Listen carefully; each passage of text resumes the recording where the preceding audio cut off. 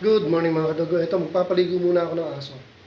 First time kong paliliguan si Kobe dito sa kennel ko. Kaya excited na ako. Samahan niyo ako, liguan natin.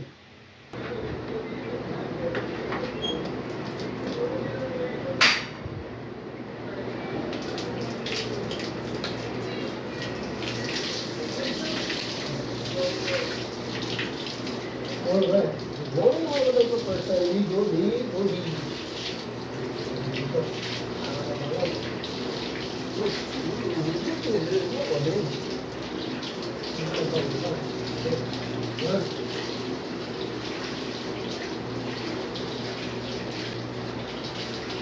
Huwag natin babasin yung tenga kasi magkakaproblema yung tenga pag binasan natin mga kapatid.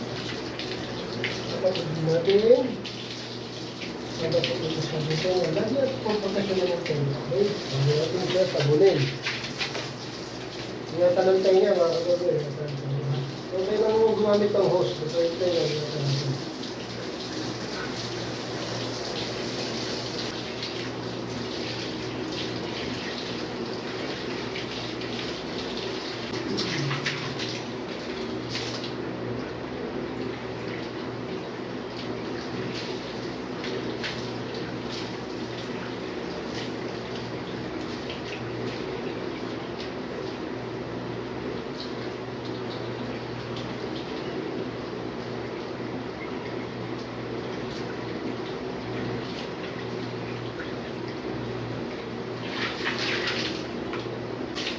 Di ba rin gumamit ng hose mga kapatid? Walang problema. Basta yung tenga ko, lumasin ko natin. Nilipit ko. Yung tenga ko dati kaya mo lagyan ng ibig. Yung loob ng tenga. Okay lang yan. Kahit hose. Kung kami sasabi dito diya hose. Kala ko kami sasabi nyo. Ito nasa pag-iingat yan. Kung kami natin sa nila. After na, liquid soap yan. Isa shampoo naman natin. After liquid soap, shampoo na.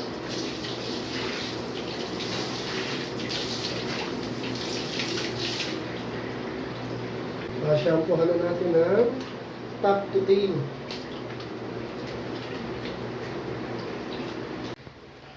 So ito mga kadogo, hindi nawawala sa akin ang blowering kasi isa to sa para hindi sila bumaho. Kasi kung pababayaan lang natin ganyan, nakasiksik yung tubig, tutuyo lang siya ng ganun, mas maganda naka-blower. Okay? After nating sabunan yung liquid soap niya, dinabad ng 5 minutes, tapos binanlawan, tapos sinyampo natin. After shampoohin, babadulin ng 5 minutes, bago banlawan, tapos ito blowering. Halika, blower muna natin mga kadogo. Alright!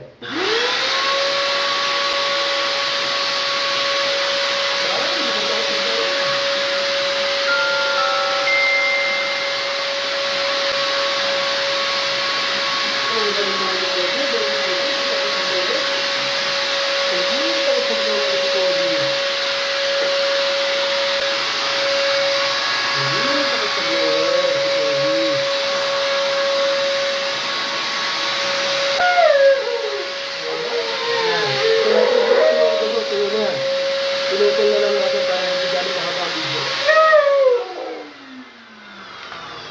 Ganun lang kadali. After yan, Kobe, ikaw ay kakain. Ready na yung kanyang meal for breakfast. So, ayun, ganun lang kadali. Okay? Wala namang problema sa paggamit ng hose. Iba kasi nakikita ko sa comment na bakit hose. Alam ko gusto nila sabihin yung tenga, ingatan. So kahit hose yan, basta nasa maayos natin gagamitin, wala namang problema. Dahil talagang dapat na hindi natin ayaang pasukan ng tubig. Gino Johnson buds pa po yan. Mamaya lilinisin ko yan. At hindi ko na mga napakita na toothbrush na to, ang gamit namin yung pang baby na toothpaste. Ganun lang. So dito na mga kalugo ha, pahinga muna ako at prepare ko na yung pagkain nila. See you next time. God bless. Thank you for watching.